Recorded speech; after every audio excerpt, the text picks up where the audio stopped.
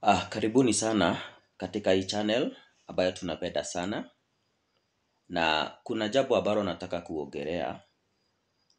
Kuna video ambayo imetrend sana, sijaweza hata kuiona kwa sababu nasikia ni video ambayo ni chafu sana, na nataka kuongelea hiyo jambo kwa sababu tunaishi katika generation ambayo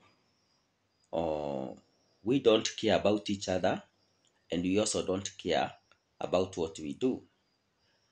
Hiyo video, hiyo mama kutoka Lare, Meru, inasemekana ni video alikuwa amejichukua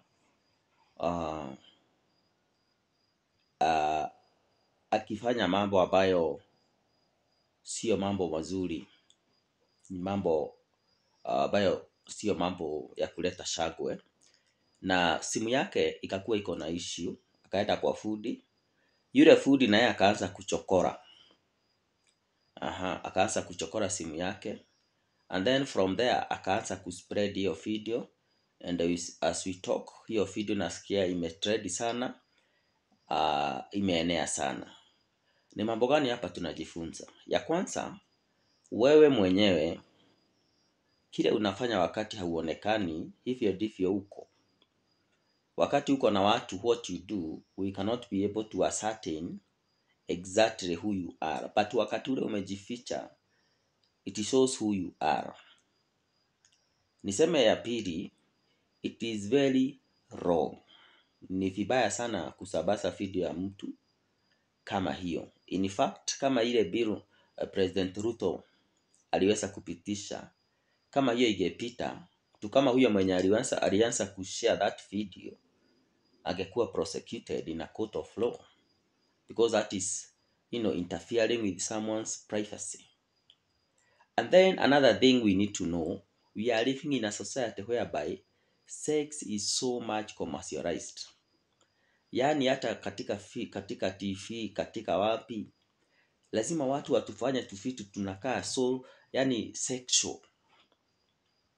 Watoto wetu watakulia wapi? Kwa sababu the society is becoming so sick. The society is no longer a safe place. The evilness, the filthiness, this is not, I don't know how to put it, but I want to put it to you that there is a lot of sexual immorality that is going on. Just the other day I was trying to peruse the new HIV infections, and I found that it has increased, it has skylated, imeenda high juu sana because of the immorality.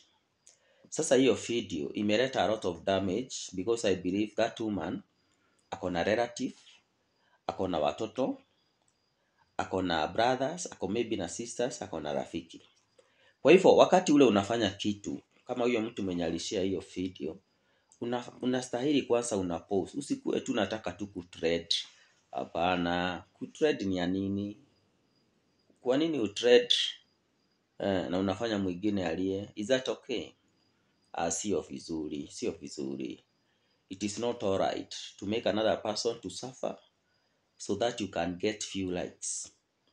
Now, huyo mama inabidi atafutwe, aongeleshwe, kwa sababu hakuna mtu hajaifanya dhambi. I'm sure huyo ni vile tu ilikuja public. Wengine mmefanya even worse than that.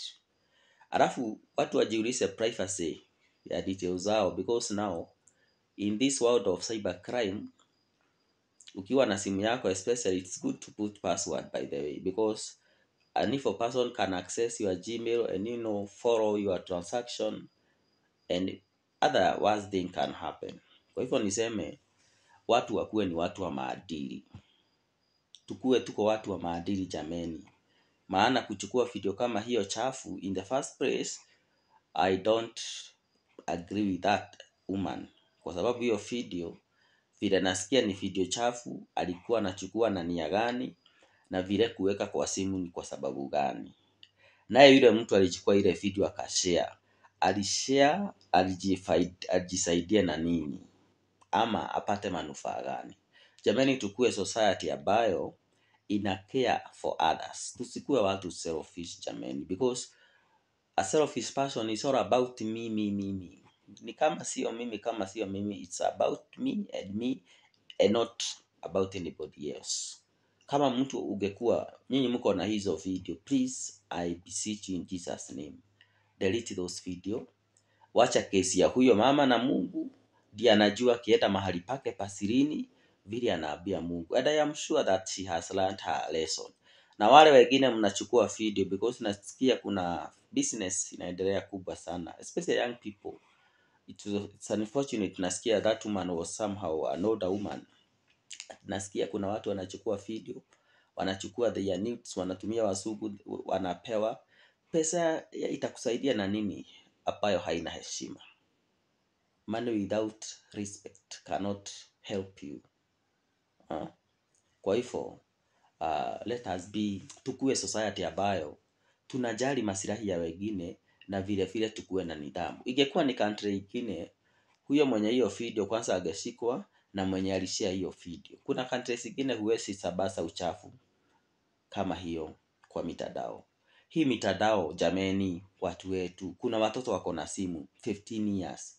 Sasa wakiona video kama hiyo ikitrend jameni, hawa watoto mawazo yao tunawaeka nini? Wakiona hiyo video hiyo mama ikitrend akifanya masturbation, hawa watoto watafanya nini? Na wako na hizi simu. Na sasa inabidi wanunuliwe wengine simu, maana kunasemekana shule wanahitaji kusoma na simu. Jameni, tunaelekea wapi as a society? Wewe ukiwa hapo mtu mzima, kile kitu una share, can you ask yourself, akili yangu iko timamu ama ni nini? Tukue generation ambayo iko na nidhamu. Ni hayo tu kwa sasa.